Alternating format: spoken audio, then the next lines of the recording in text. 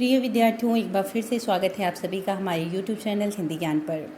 इस वीडियो के माध्यम से हम क्लास 11 यूपी बोर्ड के छात्रों के हिंदी पाठ्य पुस्तक में संकलित काव्यखंड का पहला अध्याय साखी और पदावली शीर्षक के प्रश्न उत्तर को साझा करेंगे। प्रिय विद्यार्थियों, आप साखी और पदावली शीर्षक की जो व्याख्या है उसे आसानी से समझ लेते हैं, परंतु जब आपको पद्यांश को पढ़कर उसके प्रश्नों के उत्तर देने होते हैं तो इसमें बहुत सारी समस्याएं आती हैं, क्योंकि इस पर कोई भी व्यक्ति चर्चा नहीं करता है। ऐसे में आप सभी विद्यार्थियों के लिए यह विषय बेहद कठिन हो जाता है। तो आज के वीडियो में हम आपसे साखी और पदावली शीर्षक के पद्यांश पर आधारित जो भी प्रश्न और उत्तर हैं उसे साझा करने का प्रयास करेंगे। तो देखिए, बिना किसी देरी के हम विषय की ओर चलते हैं और विषय हमारा पहला दिया गया है कि निम्नलिखित पद्यांशों को पढ़कर उनके नीचे दिए गए प्रश्नों का उत्तर दीजिए। क दिया गया है कि दीपक दिया तेल भरी, बाती दई अघट, पूरा किया बिशाहुड़ा, बहुरी न आवो हट। देखिए, अगर हम इन दोनों पद्यांश को पढ़ते हैं तो इस पर आधारित जो प्रश्न दिए गए हैं उस पर हम चर्चा करते हैं। प्रश्न दिया गया है कि उपर्युक्त पद्यांश का संदर्भ लिखिए। तो उपर्युक्त पद्यांश का संदर्भ लिखना है अथवा पद्यांश के कवि एवं पाठ का नाम लिखना है। दूसरा प्रश्न दिया गया है कि रेखांकित अंश की व्याख्या कीजिए। तीसरा प्रश्न दिया गया है कि गुरु ने भक्त को किस प्रकार का दीपक दिया है। चौथा प्रश्न दिया गया है कि सद्गुरु द्वारा दिए गए दीपक में किस प्रकार का तेल भरा है। पांचवा प्रश्न है कि प्रस्तुत दोहे में कौन सा अलंकार है। तो अगर हम चर्चा करें इन पद्यांशों पर आधारित प्रश्न उत्तर को, तो पहले हम पद्यांश की व्याख्या को समझ लेते हैं, जिससे कि आपको बेहद आसानी होगी इन प्रश्नों के उत्तर देने में। तो आइए देखते हैं। देखिए, दिया है दीपक दिया तेल भरी, बाती दई अघट, मेरे गुरु ने मुझे ज्ञान रूपी दीपक दिया। दिया मतलब जो देना, और दीपक मतलब दिया। ठीक है। इसमें कबीरदास ने कहा है गुरु के महत्व को बताते हुए कि मेरे जो गुरु हैं उन्होंने मुझे ज्ञान रूपी दीपक दिया और उसमें भक्ति रूपी या स्नेह रूपी तेल भर दिया। आप जानते हैं कि जो दीपक का स्वभाव होता है उसमें क्या होता है कि जब आप उसमें तेल डालेंगे तभी वो दीपक प्रज्वलित होता है। तो ऐसे में कबीरदास जी कहते हैं कि जो मेरे गुरु हैं उन्होंने मुझे एक ज्ञान रूपी दीपक दिया जिसमें स्नेह रूपी तेल भर दी। और बाती दई अघट, अघट मतलब होता है कभी न घटने वाली, और मेरे गुरु ने उसमें बत्ती डाल दी। कैसी बाती डाली? जो कभी भी घटने वाली नहीं है। और ये बाती क्या चीज़ की थी? ईश्वर चिंतन रूपी बाती थी। देखिए प्रिय विद्यार्थियों, जब भी आप ईश्वर का चिंतन करते हैं तो आप ईश्वर का कितना भी चिंतन करें, ईश्वर का कितना भी नाम लें, ये कभी घट नहीं सकता।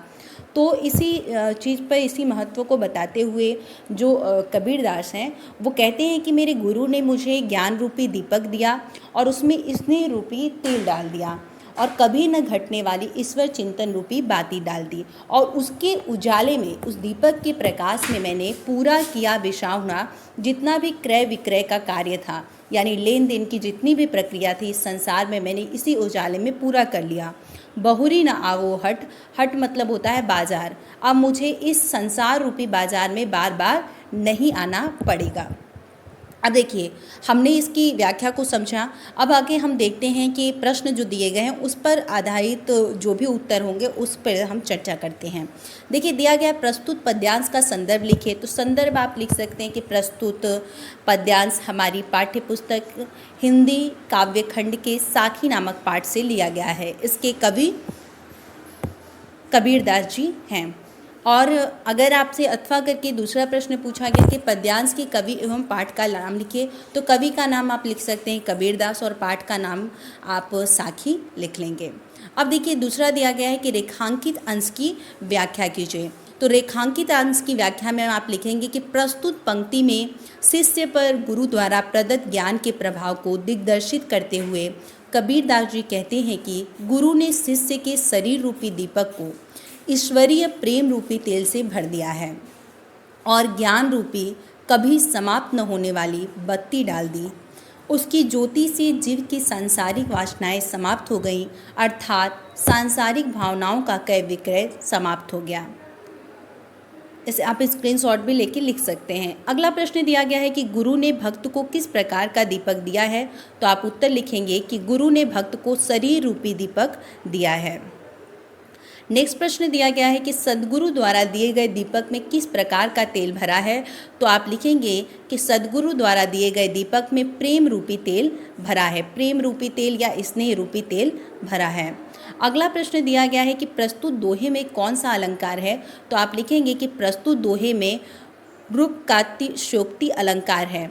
ठीक है, इतनी चीज़ें आप लिखेंगे तो ये क्लियर हो जाएगा। लास्ट में आप स्क्रीनशॉट ले सकते हैं इस सारी चीज़ों का, तो आसानी से आप कर सकेंगे।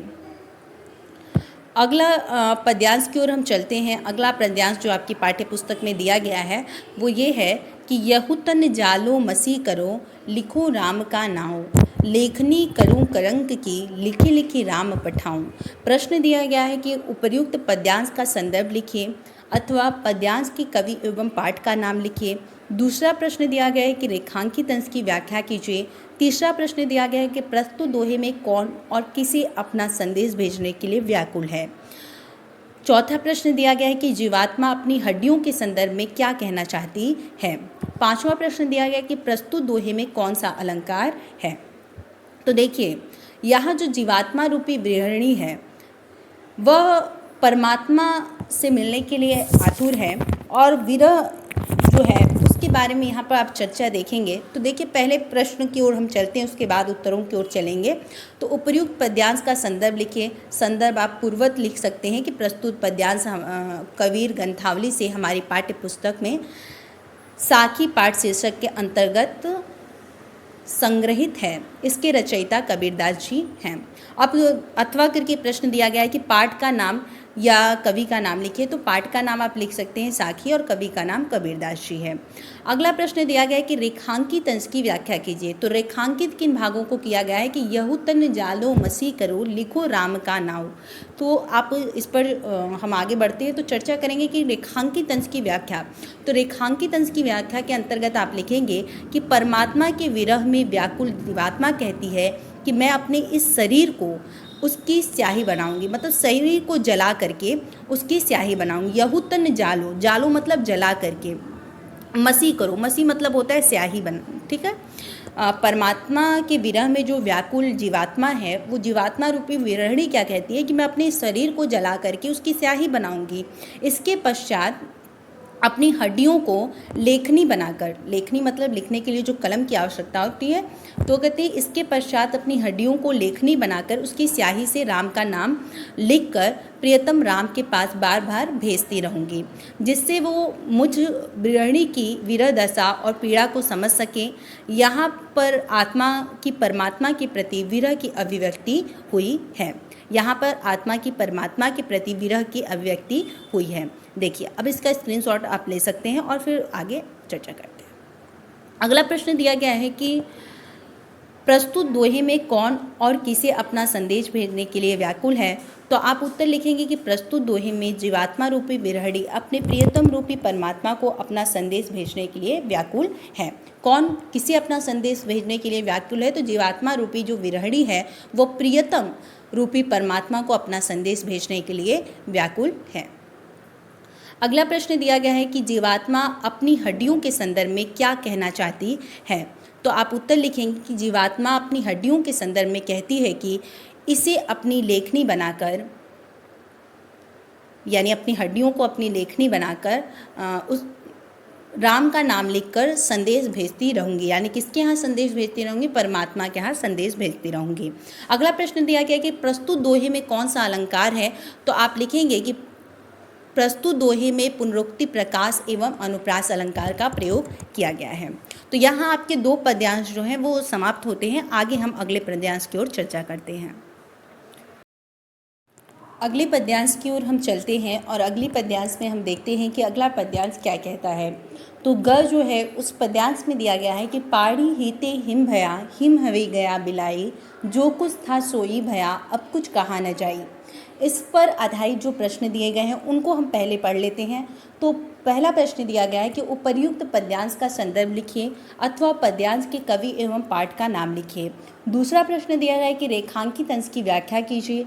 तीसरा प्रश्न दिया गया है कि आत्मा के संदर्भ में कबीर के क्या विचार हैं। चौथा प्रश्न दिया गया कि प्रस्तुत दोहे में कबीर किसे एक रूप में मानते हैं। पांचवा प्रश्न दिया गया कि प्रस्तुत दोहे में कौन सा अलंकार है। तो आप अगर हम चर्चा करें पद्यांश पर आधारित प्रश्नों की, तो पहला प्रश्न दिया गया है कि उपर्युक्त पद्यांश का संदर्भ लिखिए। हमने आपको अब तक 2 पद्यांश के संदर्भ बताए हैं, सेम वही प्रोसेस है, आप आराम से संदर्भ लिख सकते हैं। संदर्भ में आप लिखेंगे प्रस्तुत पद्यांश हमारी पाठ्य पुस्तक हिंदी काव्य खंड के साखी नामक पाठ से लिया गया है। इसके कवि कबीरदास जी हैं। अथवा करके प्रश्न दिया गया कि पद्यांश के कवि एवं पाठ का नाम लिखिए। तो कवि का नाम कबीरदास और पाठ का नाम साखी है। अब देखिए दिया गया है दूसरा प्रश्न कि रेखांकित अंश की व्याख्या कीजिए। तो रेखांकित अंश की व्याख्या में किस चीज़ की व्याख्या करनी है, इस पर हम अगर देखें तो दिया गया है पानी हीते हिम भया हिम हवे गया बिलाई।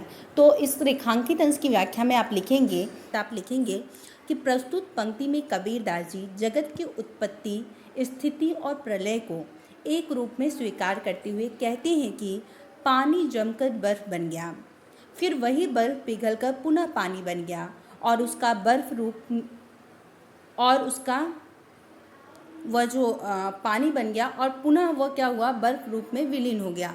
इस प्रकार पानी का जो रूप पूर्व में था, यानी पानी जो पहले था, अब पुनः वही हो गया। यानी अगर आप पानी को जमाते हैं तो वो बर्फ़ बनता है, बर्फ़ अगर पिघलेगा तो पुनः वह क्या होगा, पानी बन जाएगा।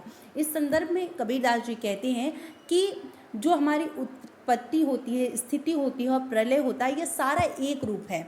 यानी अगर हम उत्पन्न हुए तो मरते हैं और मरने के पश्चात पुनः हमारा कहीं ना कहीं जन्म होता है। इसी प्रकार से प्रलय, अगर कोई चीज़ बनी हुई है तो उसका बिगड़ना भी क्या है, निश्चित है, शाश्वत है।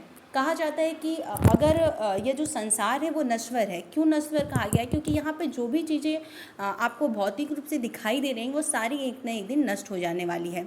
इसी संदर्भ में उन्होंने यह बात पर सत्यता प्रकट की और कहा है कि जगत की उत्पत्ति, स्थिति, प्रलय को एक रूप में उन्होंने स्वीकार किया है और इसी आधार पर उन्होंने इन पंक्तियों की व्याख्या करते हुए कहा है कि पानी जमकर पहले क्या हुआ, बर्फ़ बना। पानी को आप जब जमाते हैं तो क्या होता है, बर्फ़ बनता है, फिर वही बर्फ़ पिघलकर पुनः पानी बन गया और उसका बर्फ़ रूप में फिर विलीन हो गया। मतलब जो पानी बन गया, पुनः बर्फ़ जब पिघलकर पानी बना तो उसका जो बर्फ़ रूप था वो क्या हुआ, समाप्त हो गया, पानी में वो विलीन हो गया। इस प्रकार पानी का जो पूर्व रूप था वह पुनः वही हो गया। अब बर्फ़ का जो पूर्व रूप था पानी, वह पुनः क्या हो गया, पानी बन गया पिघलकर।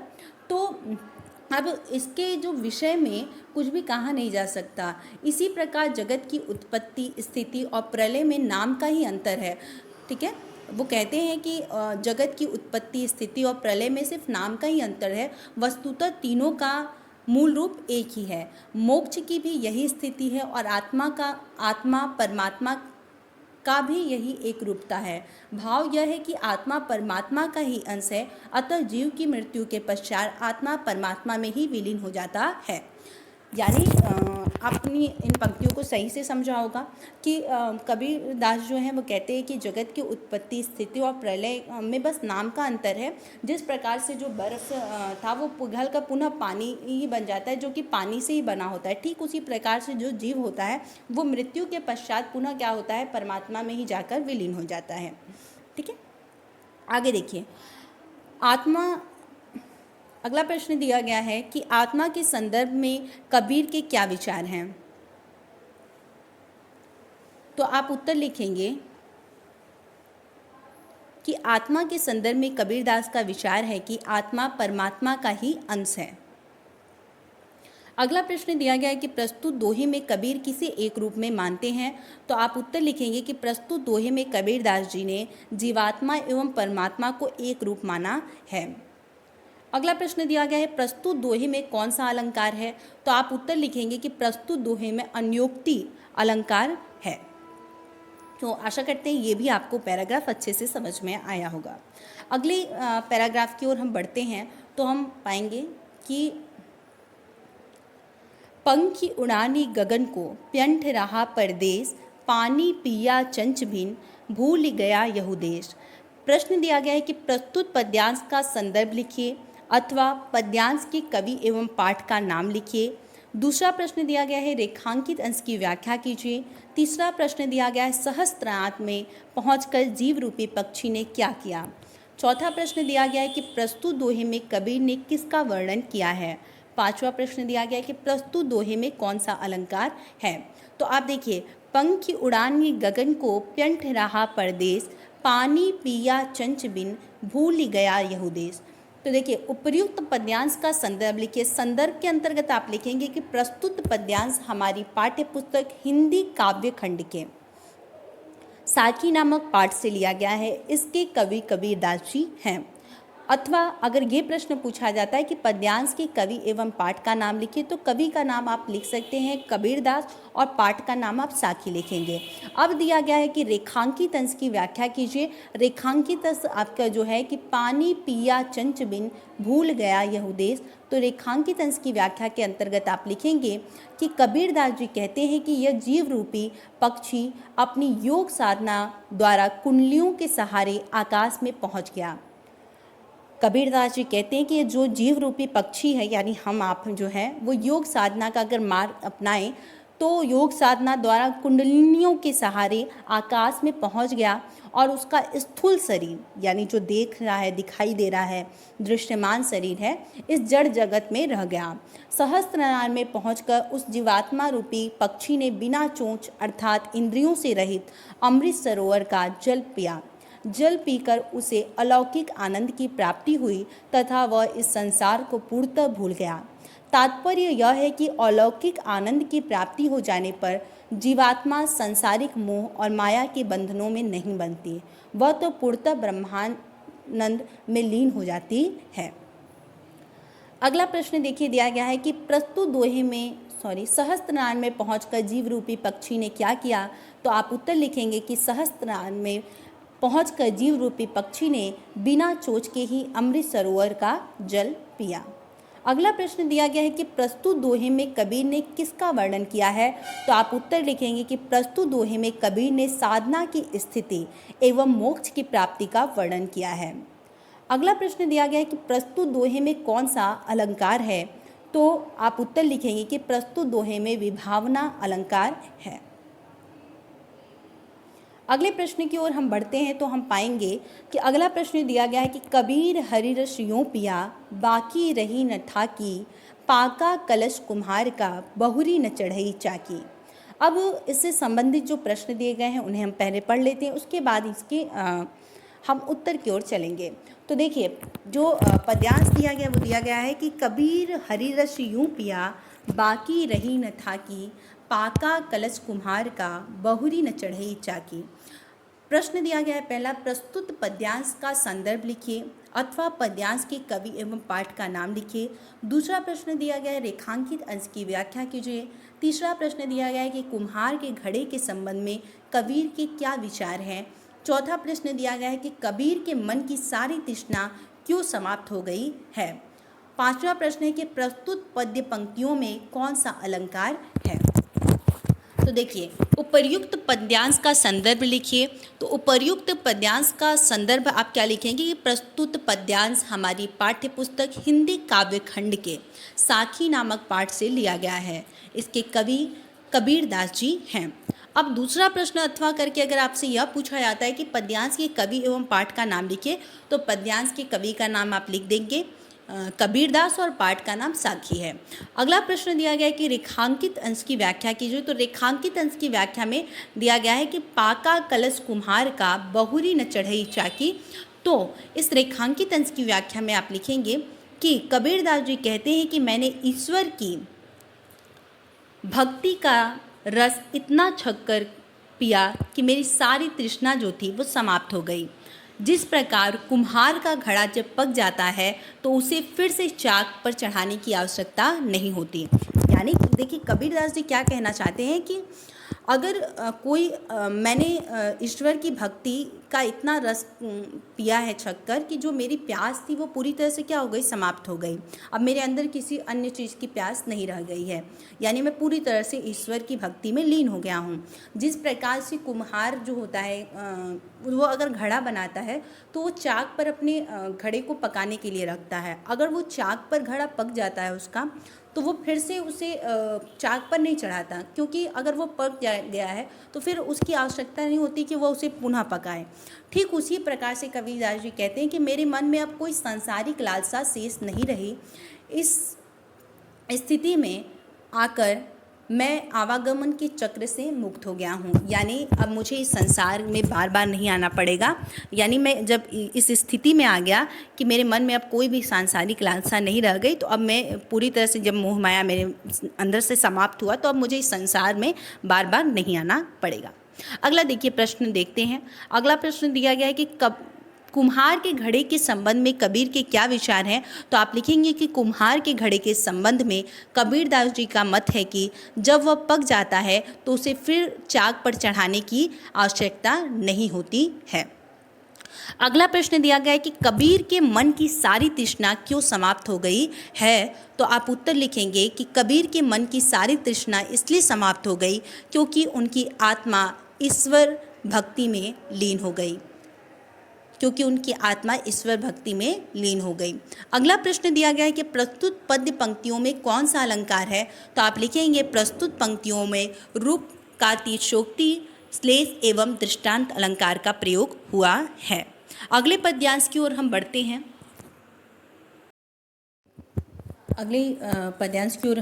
तो अगले पद्यांश में दिया गया है कि हेरत हेरत हे सखी रहा कबीर हिराई, बूंद समानी समद में सोकत हेरी जाई। प्रस्तुत पद्यांश का संदर्भ लिखिए, पद्यांश की कवि एवं पाठ का नाम लिखिए। दूसरा प्रश्न दिया गया है रेखांकित अंश की व्याख्या कीजिए। तीसरा प्रश्न दिया गया है कि दोहे का भाव स्पष्ट कीजिए। चौथा प्रश्न है कि प्रस्तुत दोहे में कबीर ने किसका वर्णन किया है। पांचवा प्रश्न है कि प्रस्तुत दोहे में कौन सा अलंकार है। तो आप सबसे पहले पद्यांश का संदर्भ लिखेंगे। संदर्भ के अंतर्गत आप लिखेंगे कि प्रस्तुत पद्यांश हमारी पाठ्य पुस्तक हिंदी काव्य खंड के साखी नामक पाठ से लिया गया है। इसके कवि कबीरदास जी हैं। अथवा अगर ये प्रश्न पूछा जाता है कि पद्यांश के कवि एवं पाठ का नाम लिखिए, तो कवि का नाम आप लिखेंगे कबीरदास और पाठ का नाम साखी लिखेंगे। अब अगला प्रश्न दिया गया कि रेखांकित अंश की व्याख्या कीजिए। तो देखिए कबीरदास जी क्या कहते हैं कि हेरत हेरत हे सखी रहिया कबीर हिराए। इस संसार में मैं प्रभु को खोजते खोजते, परमात्मा को खोजते खोजते स्वयं भी क्या हो गया, उन्हीं में विलीन हो गया। ठीक है, परमात्मा का जो स्वरूप होता है वो काफ़ी विकराल होता है, बड़ा होता है, अनंत होता है। तो वो इस बात की सत्यता प्रकट करते हुए कहते हैं कि मैं प्रभु को खोजते खोजते या परमात्मा को खोजते खोजते स्वयं उन्हीं में विलीन होगा। ठीक उसी प्रकार से जिस प्रकार से बूंद समानी समद में सोकत हेरी जाए, जिस प्रकार से अगर समुद्र की एक समुद्र अथाह होता है, अनंत जल उसमें होता है जिसका कोई माप नहीं है, तो अगर समुद्र के जल में आप एक बूंद जल डाल दें तो उससे आप कितना भी खोजेंगे वो नहीं मिलेगा। अरे एक बाल्टी भी आप डाल देंगे तो नहीं मिलेगा, तो वो एक बूंद है। एक बूंद अगर समुद्र के अथाह जल में आप डालते हैं तो वो नहीं मिलेगा आपको। तो सोकत हेरी जाए, वो कैसे खोजा जा सकता है। तो ठीक वही स्थिति इस समय मेरी भी है। देखिए अगला प्रश्न दिया गया कि प्रस्तुत दोहे का भाव स्पष्ट कीजिए। तो प्रस्तुत दोहे का हमने लगभग आपको पूरा भाव बता दिया है।